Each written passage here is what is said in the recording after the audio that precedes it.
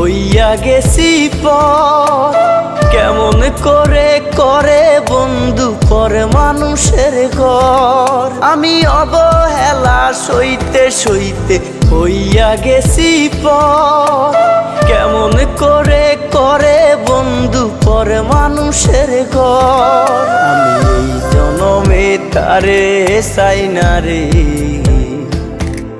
আমি আখেরাতে পাই যেন তারে।